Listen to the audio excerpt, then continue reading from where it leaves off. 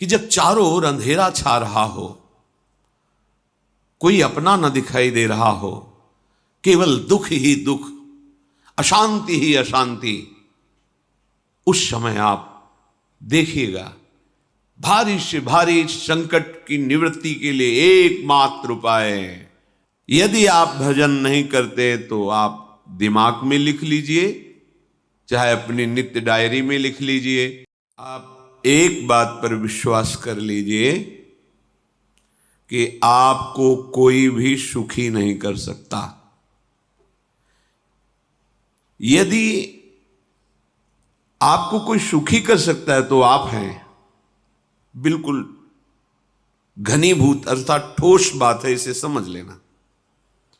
यदि आप अपने विचार के द्वारा, विवेक के द्वारा अधर्माचरणों का त्याग करके धर्म पूर्वक जीवन व्यतीत करते हुए भगवान नाम जप करते हैं, तो पूर्व पाप कर्म के अनुसार जब देह रचा गया तो उसमें जो प्रारब्ध दुख सुख का है वो तो आएगा, पर आपको परास्त नहीं कर पाएगा।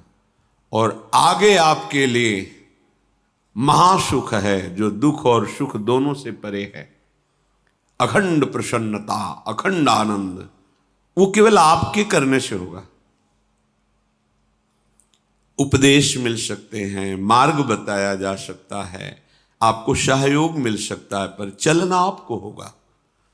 यदि आप नहीं चले तो ये कहीं भ्रम हो कि मैं कहीं जाऊं और मेरी दुख निवृत्ति हो जाए, तो इस भ्रम को छोड़ देना आप। क्योंकि हम आप तो बहुत छोटे जीव हैं, अर्थात बहुत लघु तपस्या, लघु पुण्य वाले हैं। हम उन महापुरुषों की बात करते हैं जिन्होंने आजीवन ऐसा तप संचय किया, फिर भी उनके शरीर में भारी से भारी दुख देखे गए। ये दुख और सुख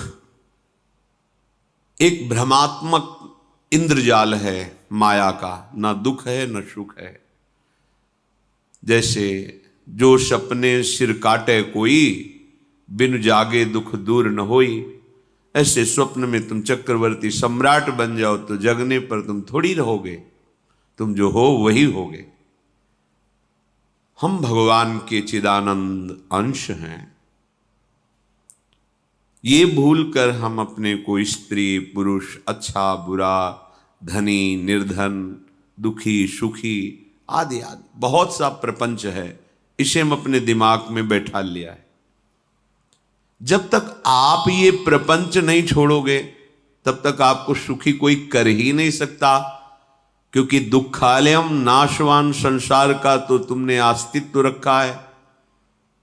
अगर ये किसी के दूर करने से होता तो स्वयं जगत गुरु परब्रह्म परमात्म तत्व भगवान श्री कृष्ण सामने हैं और अर्जुन को कह रहे हैं, मात्रा स्पर्शास्तु कौन्तेय शीतोष्ण सुख दुखदा आगमा पायनो अनित्यास्तास्तितिक्षस्व भारत।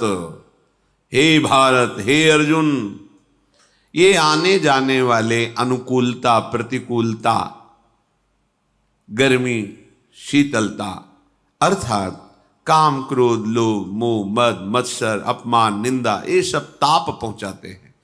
अनुकूलता सम्मान यश कीर्ति धन वैभव मानी हुई मान्यता, ये सब शीतलता पहुंचाते हैं। ये उष्णता और शीतलता, अनुकूलता और प्रतिकूलता आने जाने वाले हैं। भगवान ये नहीं कह रहे मैं मिटा दूंगा, कह रहे तास तितिक्षस्व भारत। हे अर्जुन, ये तुम्हें सहना होगा। यदि तुम इसे सह गए तो तुम्हारे हृदय में ऐसी स्थिति प्रकट हो जाएगी कि फिर ये स्पर्श भी नहीं कर पाएंगे। सहने से तुम्हारी भक्ति बढ़ेगी, तुम्हारा चिंतन बढ़ेगा, तुम्हारा स्मरण बढ़ेगा, सत्य वस्तु के लिए, सत्य तत्व के लिए तुम सुखी हो जाओगे। बिल्कुल खुली बात। आडंबर नाटक पाखंड इसकी जरूरत नहीं है। प्राकृतिक भोगों में सुख बुद्धि, देहाभिमान, विद्या रूप महत्व कुल धन यौवन अभिमान, यही तुम्हारे दुख का मूल है और ये कोई दूसरा नहीं हटा सकता। ये तुम्हें अपने विवेक सत्संग से प्राप्त हुए विवेक के द्वारा, शास्त्र स्वाध्याय से प्राप्त हुए विवेक के द्वारा इसे तुम्हें त्यागना है। दुख तुम पकड़े हो तो छुड़ा कौन सकता है? छुड़ाना तो आपको ही पड़ेगा। अगर कोई वादा करता है कि मैं आपको दुख रहित कर दूंगा, मुझे आज तक समझ में नहीं आया। दुख रहित होने का जो उपाय है वो गुरुजन, महापुरुष, संत जन बताते हैं कि जब चारों ओर अंधेरा छा रहा हो, कोई अपना न दिखाई दे रहा हो, केवल दुख ही दुख, अशांति ही अशांति, उस समय आप देखिएगा कोई एक है जो आपको बहुत प्यार कर रहा है। वो हमारे प्रभु हैं। आप जिनकी तरफ पीठ किए हो और जहां दुख है उधर मुख किए हो, वापस घूमो, सन्मुख होइएगा। सन्मुख होए जीव मोहि जबहि, जन्म कोटि अघनाशों तबहि। करोड़ों जन्मों के पाप नष्ट कर देते हैं भगवान। जहां प्रभु की तरफ हुए तो पता चला बहुत जन्मों से बिछुड़ा था, वो मेरे स्वामी मिल गए। भारी से भारी संकट की निवृत्ति के लिए एकमात्र उपाय भगवान श्री हरि का आश्रय, उनके नाम का जप। सत्य मान लीजिए, आडंबर से कुछ नहीं होना। चाहे जितने जंतुर बांध लो, चाहे जितना जो कुछ जादू टोना जो मन आवे सो कर लो, बारी मथे घृत होए बरु शिकताते बरु तेल, बिनु हरि भजन न भवतरी यह सिद्धांत अपेल। विनिश्चितम बदामि तेन अन्यथा वचांस में हरि भजन्ति नरा। अटल बात है, यदि भजन नहीं करोगे तो तुम्हें कोई सुखी नहीं कर सकता। तात्कालिक आपको ऐसा लग सकता है मेरा काम बन गया, नहीं, वो तत्कालिक है। हमारा काम बनना तो तब होगा जब हमारा आवागमन मिट जाए, सदा सदा के लिए मुझे ऐसी वस्तु प्राप्त हो जाए कि जहां चाह ही खत्म हो गई, जहां दुख ही खत्म हो गया। वो हमारा स्वरूप है, वो हमारे आराध्य देव हैं। प्रार्थना मान लीजिए, भटकाव से बचिए। ये कलिकाल मलायतन मन कर देख विचार, श्री रघुनाथ नाम बिन नाहिन आन आधार। महापुरुषों ने स्पष्ट कहा है। ये मलायतन मल का आगार है। मल माने कामना, नाना प्रकार की वासना, भ्रष्ट आचरण, छल कपट, दंभ पाखंड, बोलबाला, इसका एकमात्र श्री भगवान का नाम आधार है। जो चाहत है नित्य सुख अरु मन को विश्राम, तो हित ध्रुव हित सो भजत रहो पल पल श्यामा श्याम श्यामा श्याम श्यामा श्याम।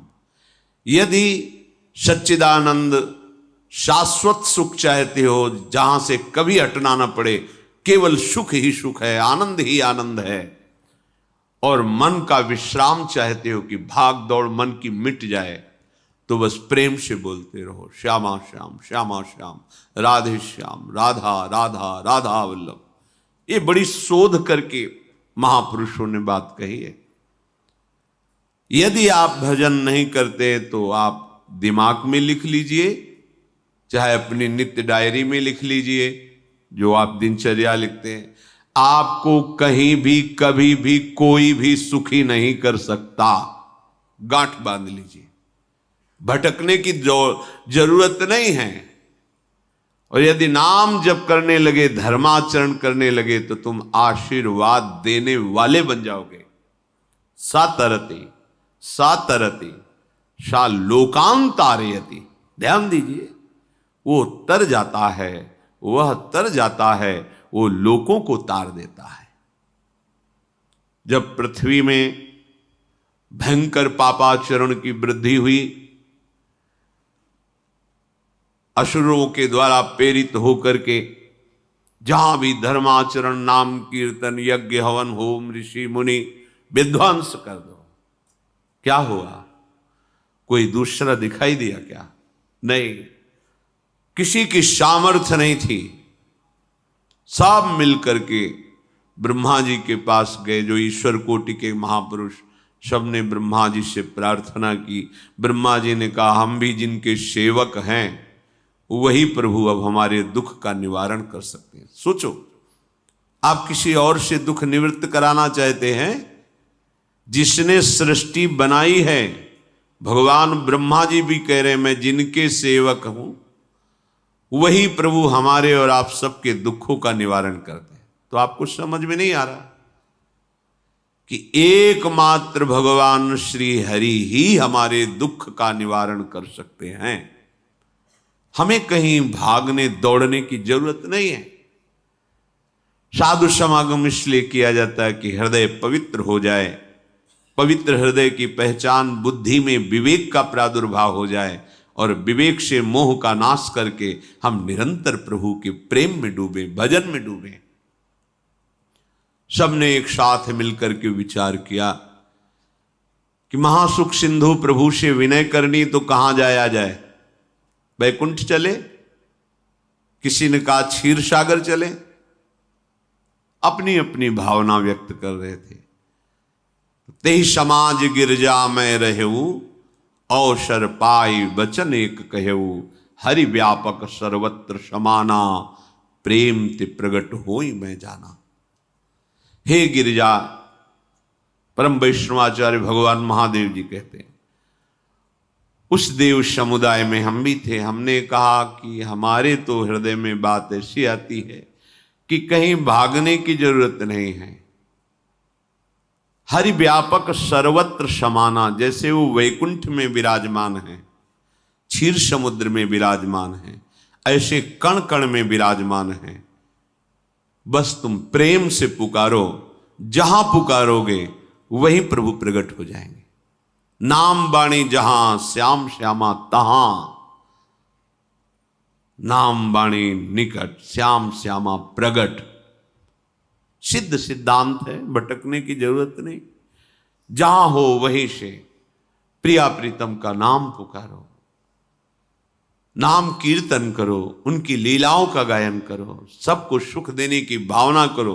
देखो तुम्हारी दृष्टि बदलती चली जाएगी, भगवत साक्षात्कार करने की योग्यता आने लगेगी। ऐसा ही हुआ। सबने मिलकर के श्री भगवान को विनय पूर्वक आर्त भाव से पुकारा। आकाशवाणी हुई, निर्भय हो जाओ, निश्चिंत हो जाओ, मैं स्वयं अपने अंशों के सहित अवतार लेकर इस भूमि का भार हरण करूंगा। तुम सब बड़े बड़े जो देवता हो, जाओ हमारी लीला में सुख लेने के लिए सब ऋक्ष वानर आदि का रूप धारण करो। ब्रह्मा जी, महादेव जी, बड़े बड़े ईश्वर कोटि के लोकपाल बहुत प्रसन्न हुए, क्योंकि भगवद्वाणी सत्य है, त्रिकाल सत्य है। सबको विश्वास हो गया कि अब मारा तो जाएगा ये महासुर, जिसको लगता था कोई ना मंत्र के द्वारा मार सकता है, ना अस्त्र के द्वारा मार सकता है। स्वयं श्री भगवान पधार रहे। भगवान ने जो निरंतर भजन प्राण रहते हैं, कश्यप जी, अदिति जी, वो भगवान के वात्सल्य में भरे थे। प्रभु जब प्रकट हुए तो उनसे कहा, मुझे आप जैसा पुत्र चाहिए। प्रभु ने कहा कि मेरे जैसा तो मैं ही हूं, अद्वितीय हूं, दूसरा कोई है नहीं, मैं ही अवतरित होऊंगा। भजन में देखो कितनी सामर्थ्य है। जगत पिता को पुत्र रूप में प्राप्त कर रहे हैं। वही चक्रवर्ती सम्राट अवधपुरी के नरेश महाराज दशरथ जी के रूप में, जिनके महामहिम अद्भुत सौभाग्य प्राप्त करने वाली 3 ये रानियां, श्री कौशल्या जी, श्री कैकेयी जी, श्री सुमित्रा जी। भगवान वशिष्ठ जी इनके गुरुदेव हैं। प्रायः बड़े बड़े महान जो राज्य पालक रहे, उनके ऊपर, राजा के ऊपर महाराजा विराजमान रहे। ऊपर से स्वर्गलोक आदि लोकों से भी ये शिक्षा मिली है। देवराजेंद्र तो भगवान बृहस्पति, दैत्यराज बलि तो भगवान शुक्राचार्य, जनक जी तो सदानंद जी महाराज, दशरथ जी तो वशिष्ठ जी महाराज। ऐसा था, क्योंकि जहां हमारा विवेक काम नहीं करता, वहां ये ब्रह्मबोध संपन्न महापुरुष तत्काल हमको संभालते हैं। महाराज दशरथ जी के हृदय में प्रबल लालसा हुई कि अब अवस्था व्यतीत होती जा रही है, पर जो गृहस्थ धर्म का परम लाभ है वो तो हुआ ही नहीं। वशिष्ठ जी के चरणों में प्रणाम करके कहा, भगवान एक ही बात की असंतुष्टता है, हमारे कोई पुत्र नहीं है। वशिष्ठ जी ध्यानस्थ हुए, ध्यान में देखा और उनका, तुम्हारा जैसा सौभाग्य अन्य का किसी का नहीं हो सकता। तुम्हारे यहां स्वयं सच्चिदानंद भगवान श्री हरि अपने अंशों के साथ अवतरित हो रहे हैं। श्रृंगी ऋषि को बुलाया गया, पुत्रेष्टि यज्ञ करी, उसमें साक्षात भगवान अग्निदेव प्रकट होकर के खीर दिया और कहा अपनी रानियों को पवा दीजिए। वशिष्ठ जी के आज्ञा के अनुसार उस खीर को 2 भाग में किया। प्रथम भाग श्री कौशल्या जी को दिया, जो दूसरा भाग था उसके 2 भाग किए, उसका 1 भाग कैकेयी जी को दिया। अब जो 1 भाग बचा उसके 2 भाग किए और वशिष्ठ जी की आज्ञा के अनुसार एक माता कौशल्या जी को, एक कैकेयी जी को दिया। उन्होंने अपने हाथ से सुमित्रा जी को दिया। तो सुमित्रा जी के गर्भ से लक्ष्मण और शत्रुघ्न, कौशल्या जी ने जो भाग दिया उससे लक्ष्मण जी प्रकट हुए, जो रामचरण अनुरागी, अद्भुत अद्भुत हरि प्रेमी। शत्रुघ्न जी भरत चरणों का आश्रय लिए हुए राम जी का सेवन करते। बड़ा रहस्य है, कितनी मर्यादा है गुरु की आज्ञा से। जहां जैसा विधान होना चाहिए वैसा, तो उस बड़ा मंगल शुरू। ये महामहिम जगत पावन करने वाली माताएं मानो अपने गर्भ में अखिल ब्रह्मांडों के स्वामी को धारण किए हुए हैं, जिनके गर्भ में अनंत ब्रह्मांड वास करते हैं, उन प्रभु को अपने गर्भ में धारण करने का अनुभव कर रहे हैं। महाराज दशरथ बहुत प्रसन्न है। ये जीवन का परम लाभ है। प्रभु हमारे कोई भी हो, माता पिता भाई बंधु सखा पति प्रीतम पुत्र, कुछ भी, ये तो ऐसे करुणामय कोई भाव रख लो और गाढ़ भाव कर लो तो आपको अनुभव कराने लगेंगे। जिस भाव से आप देखोगे कैसा सुख महाराज दशरथ जी को हो रहा होगा, जिनको गुरुदेव से पता है कि स्वयं भगवान पधार रहे। प्रतिपल इनके दर्शन करके कौशल्या जी, कैकेयी जी, सुमित्रा जी के प्रेम पुलकित रहते हैं। दशरथ जी, अहो भाग्य, साक्षात भगवान पधार रहे। समय व्यतीत हुआ, जोग लगन गृह बार तिथि, सकल भये अनुकूल, चर अरु अचर हर्ष जुत, राम जन्म सुख मूल। ठीक योग लगन ग्रह वार तिथि सब अनुकूल हो गई। कब? जिसके हृदय में प्रभु का प्रकाश हो जाता है। जो प्रभु के भजन में रहता है तो योग लगन ग्रह वार तिथि नक्षत्र सब अनुकूल हो जाते हैं। जो पे कृष्ण चरण मन अर्पित, तो करी है का नवग्रह रंग। सात ग्रह नक्षत्र वार तिथि, ये जितने भी विघ्न कारक या शुभ कारक है, ये साफ शासन में रहते हैं जिसके हृदय में भगवान नाम चल। जिते विनायक शुभ अशुभ ये विघ्न करे नहीं कोई, क्योंकि भगवान का नाम चल रहा है, हृदय में भगवान प्रकाशित हो गए हैं, परमानंद अनुभव होता है। ऐसे भगवान जगत में प्रकट हो रहे हैं। ये तो कभी कभी अवतार होता है, पर ये अवतार होता ही रहता है। भगत के हृदय रूपी महल में अवतार होता रहता है। जो निरंतर भगवत चिंतन परायण अपने अहम को भगवान के चरणों में समर्पित किया तो भय प्रकट कृपाला, यही हृदय में प्रकाशित हो जाते हैं। हृदय में ही दिव्य वृंदावन प्रिया प्रीतम दिव्य लीला। चैत्र का महीना, नवमी तिथि, शुक्ल पक्ष, अभिजीत मुहूर्त, ठीक दोपहर का समय 12 बजे सब लोगों को परमानंद प्रदान करने वाले प्रभु पधारे। शीतल मंद सुगंधित वायु बह रही है, देवताओं की दुंदुभियां बज रही, पुष्पों की वर्षा हो रही, बड़े बड़े ऋषि मुनि नृत्य कर उठे। जैसे साधना को फल मिलता है हृदय आनंद में, आज समस्त साधनाओं के फल स्वयं मंगल मूर्ति प्रभु पधार रहे। सब महात्माओं का, संतों का हृदय अलौकिक आनंद से भरा हुआ है। पृथ्वी जितनी दिव्यता है सब प्रकाशित कर दी।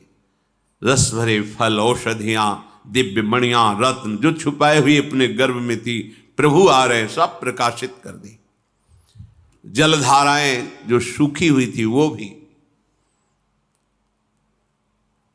जब ब्रह्मा जी ने देखा कि जो भगवान ने आकाशवाणी में कहा था वो सब सत्य हो रहा है, आकाश में ब्रह्मा जी समस्त देवतागण विराजमान होकर के अंजलियों में दिव्य पुष्प लेकर के वर्षा कर रहे हैं, सुंदर सुंदर अलग अलग वाद्य बज रहे हैं, ऋषि मुनि देवता सब स्तुति कर रहे हैं, प्रणाम मुद्रा में सब खड़े हैं, क्योंकि समस्त लोकों का पालन करने वाले भगवान श्री हरि महाराज चक्रवर्ती सम्राट दशरथ जी के भवन में प्रकट हो रहे हैं।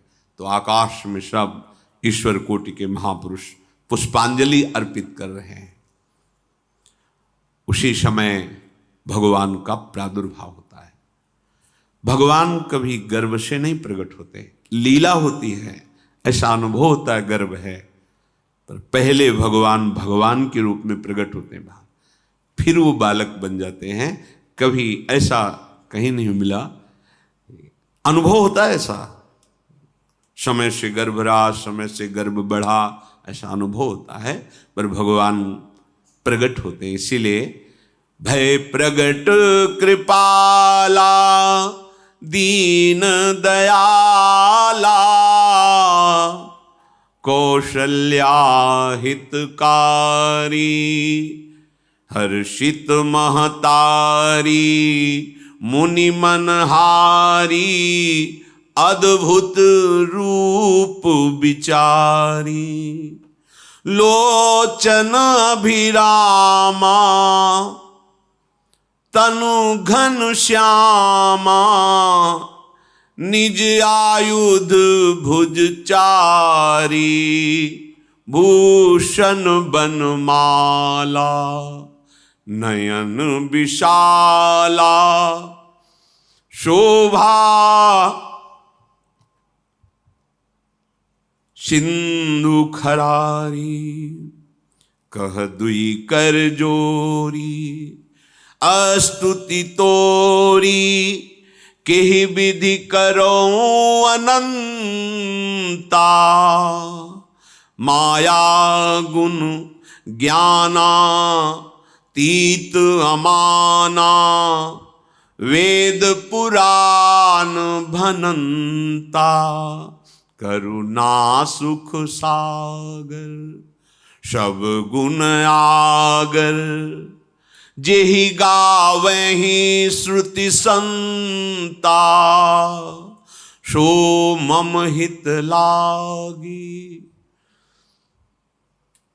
जन अनुरागी भयउ प्रगट श्रीकंता, ब्रह्मांड निकाया निर्मित माया, रोम रोम प्रतिवेद कहे, मम उर्षो बाशी यह उपहासी, सुनत धीर मति थिर न रहे, उपजा जब ज्ञाना प्रभु मुस्काना, चरित बहुत विधि कीनि चहे, कही कथा सुहाई मातु बुझाई, जेहि प्रकार सुत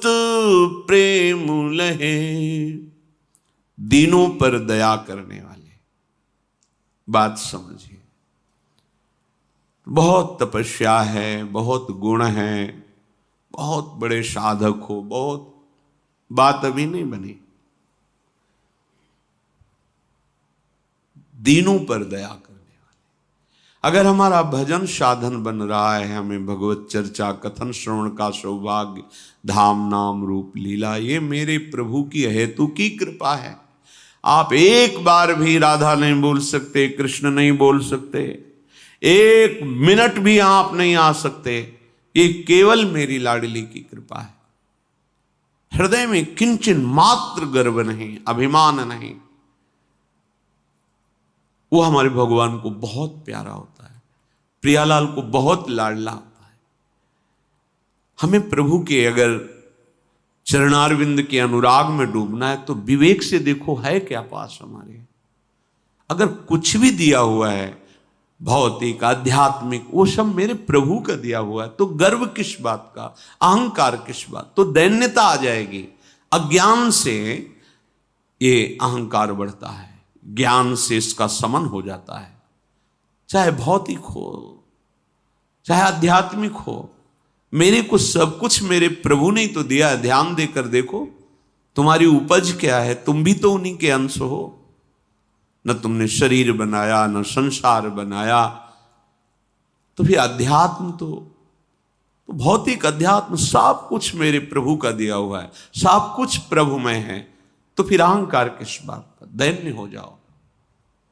यंत्र कहे कि मैं दक्षिण की तरफ चलूंगा और यंत्री तुम्हें उत्तर की तरफ चलावे तो एक कदम चल नहीं सकता यंत्र, ठीक ऐसे ही तुम हो। पर यह ज्ञान न होने के कारण अहम वृत्ति को स्वीकार करके मनमानी आचरणों में उतर गए। अब तुम्हारा यंत्री माया हुई, यंत्रारूढ़ानि मम मायया।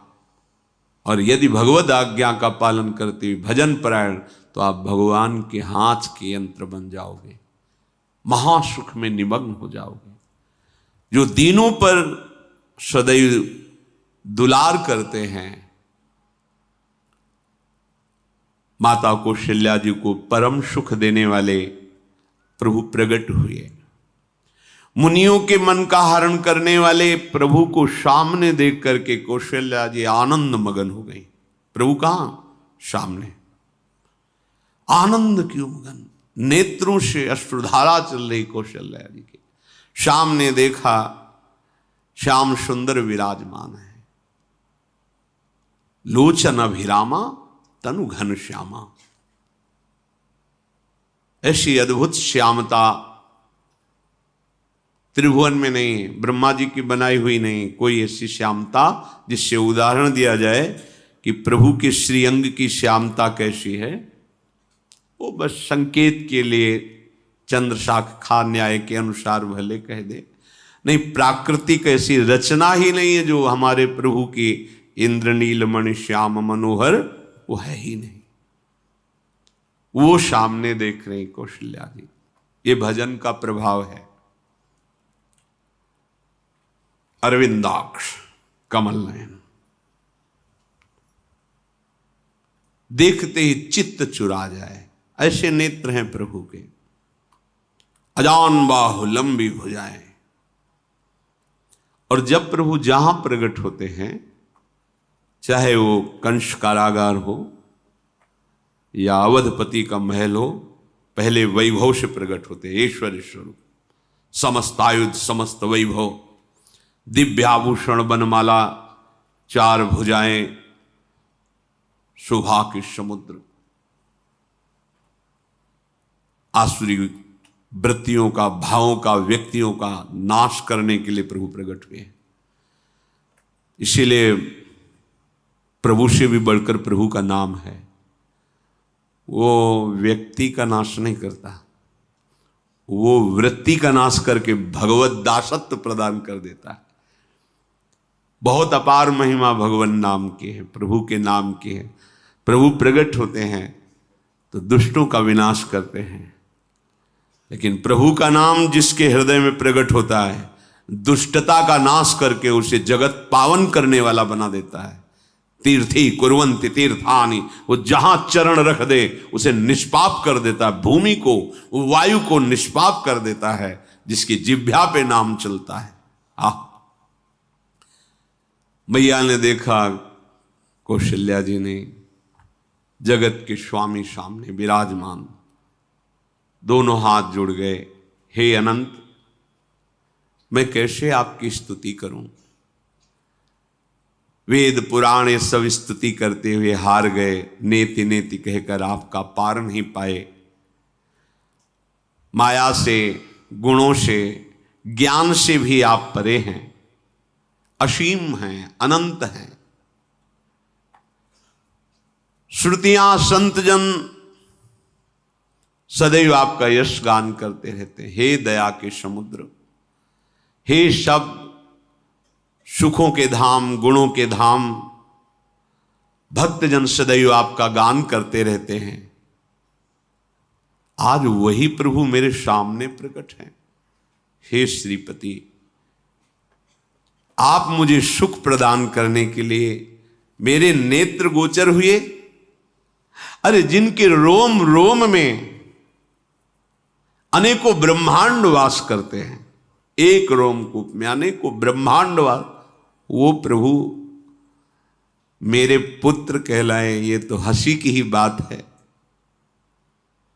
मेरी बुद्धि विचलित हो रही। प्रभु कहां आप असीम महिमा अनंत विराट, आप मेरे पुत्र। जब ऐसा वर्णन कर रहे तो प्रभु मुस्कुराए।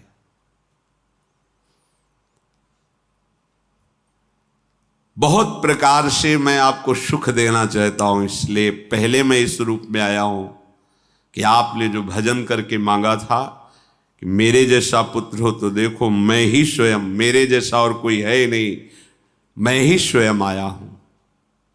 तुम्हें याद है? याद, स्मृति आई। हाँ प्रभु। फिर प्रभु अब इस रूप में नहीं। माता पुनि बोली सोमति डोली, तजहु तात ये रूपा, की जैसी सुलीला अति प्रियशीला, यह सुख परम अनूपा। हाँ हाँ प्रभु, याद आ गया। ओहो, अहो भाग्य, अहो भाग्य। तो फिर प्रभु ये रूप छोड़ो, और जो सुख देने के लिए आप पधारे हो वो रूप धारण करो। प्रभु जब आप हमारे पुत्र बनने के लिए आए हो तो फिर शिष्य रूप धारण करो। जो ही माता कौशल्या जी ने ऐसे वचन उचारे तो सुनी बचन सुजाना, रोदन ठाना, होई बालक सुरभूपा, यह चरित जिगावहीं, हरि पद पावहीं, तेन परहीं भवकूपा।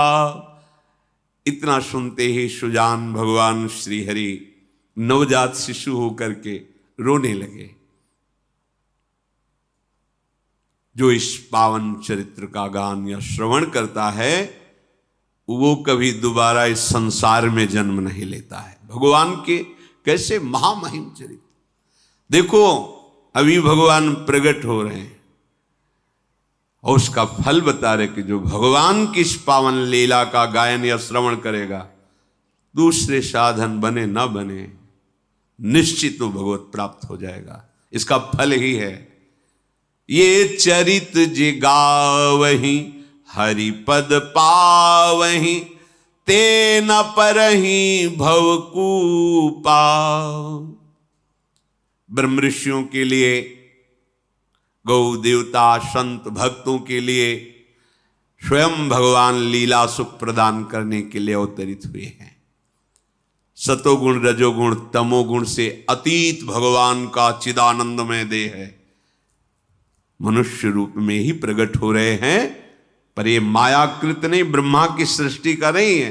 चिदानंद सच्चिदानंद रूपाय, ऐसे ही चिदानंदमय देह तुम्हारी विगत विकार जान अधिकारी।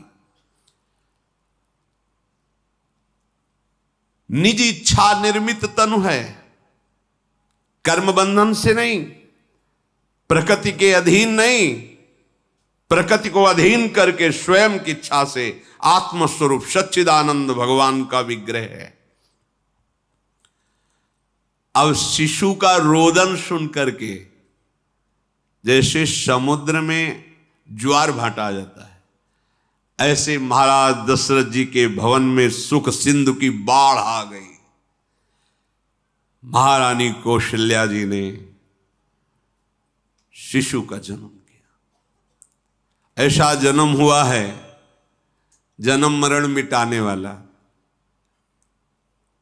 आप सोचते होंगे कि ये प्रिया प्रीतम के अनुरागी, हम आपको सच्ची कहते हैं, हम इनकी बात कर रहे हैं ना तो दिमाग में रील कुछ और ही चलती है। हमें